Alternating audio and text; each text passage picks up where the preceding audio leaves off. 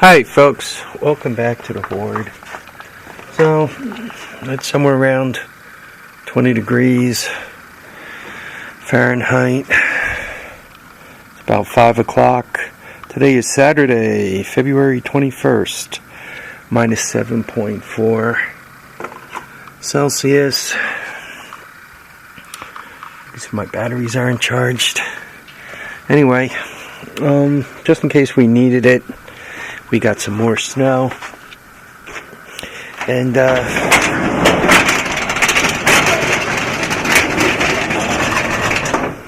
yeah, I just came up here to double check everything. I thought it was warmer out. It's got a very damp feel to it, or maybe I'm just fat and complaining. So, welcome to my winter wonderland.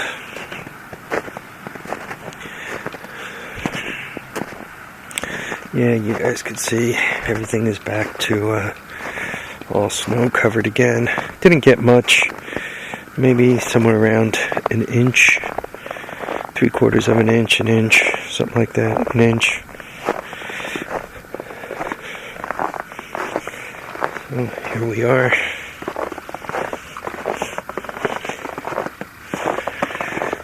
And let's head back in. What am I up to today? I'm just playing with some stuff I've accumulated over the years. Mostly it's something that interests me. One of the other, I got a million interests, which is why I have a hoard of crap. But let me show you guys what I basically found out, discovered, whatever.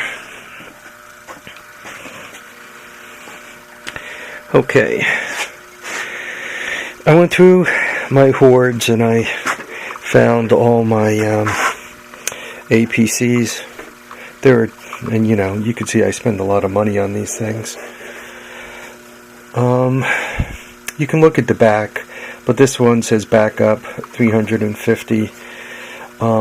So it's probably good for a couple 100 watts. This is a different name. I want to turn the camera upside down, but you guys can see the name upside down. What is that? Context.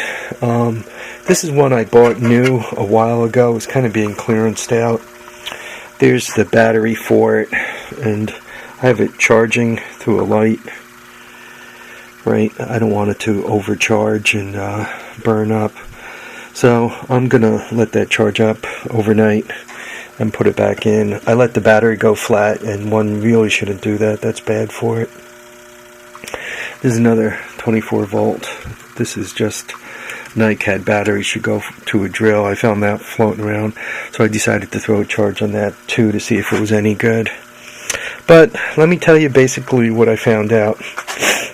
These guys here are all square wave inverters.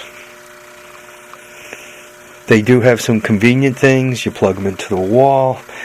You can put I would start out with a charged battery on them, but you could put a good sized battery on them through jumper cables, right? Like I did here. And they'll run what you need to run for a while. I mean, some of these, like, this is good for a couple 100 watts. I think that's good for 250 or 300. I'm not sure about this. Typically, where you plug the plugs in on them, they'll tell you how much wattage they're good for. I got this guy all buried up. Or someplace else, it'll say input and output, and you can figure out how many watts. So, that's typical. Then I also discovered, because I'm thinking to myself, these guys are only putting square waves out. Square waves not good for a computer. What kind of crap is this? They're just not good for a computer. Then I discovered, and I haven't put power to this one yet, APC has something known as a smart UPS. The smart ones actually put out sine waves. So, if you sniff about a little bit, you can find smart UPSs that are able to output about 500 watts or so, and you can get them delivered to your house, depending on how well you search and all on eBay, for under $100. And a lot of you might go, well, big deal, who cares? Well, if you want to run stuff when the power goes out, a pure sine wave is better than a square wave. The pure sine wave, right, everything is nice and smooth.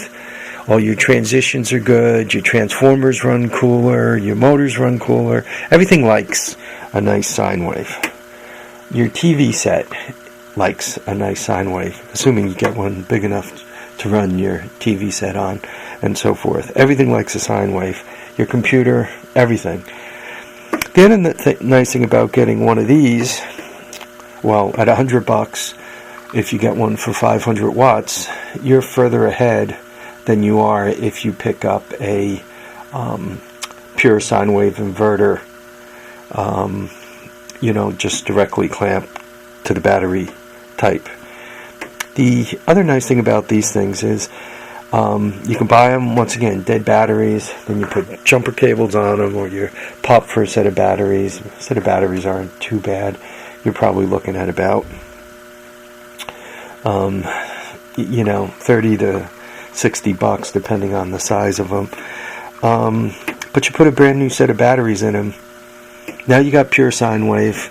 If you put an external set of terminals out, you have pure sine wave. For the short blackouts, you don't worry about it. For the longer blackouts, you put some deep cycle batteries. None of these are deep cycle batteries, but you put a deep cycle battery on it, or two, and you're all set. I think, don't know, I haven't done quite enough research. I'm trying to show you that it actually should say smart UPS on it. I think the smart ones use 2 batteries, 24 volts, and I think the standard ones use 1 battery. I haven't done enough research to be sure that that's always the case, but it is something to consider if you're thinking of buying a smart UPS. Like the batteries for this guy, I picked, this was a freebie somewhere, I think. I'm not quite sure. I don't recall buying it, so I think this was a freebie. It came without batteries, so whoever had it had already figured out that the batteries were no good or something like that.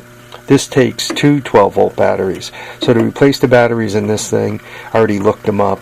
They'd be $36, I think, delivered to the house. So for $36, I have a smart UPS that gives me a sine wave, which is all good.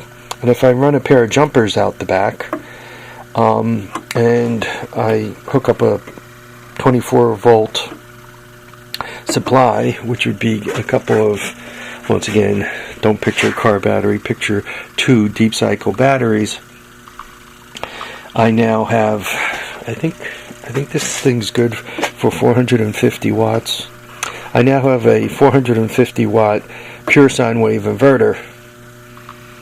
And as a matter of fact, pure sine wave inverters of that ilk would cost you over $200. So for under $100, you could have one with batteries. Then once again, you run the cables out, and you could put the bigger batteries on it. So it's kind of a cheap way of getting a pure sine wave inverter. Go out and get yourself an APC, smart UPS. The smart ones have the have the sine wave.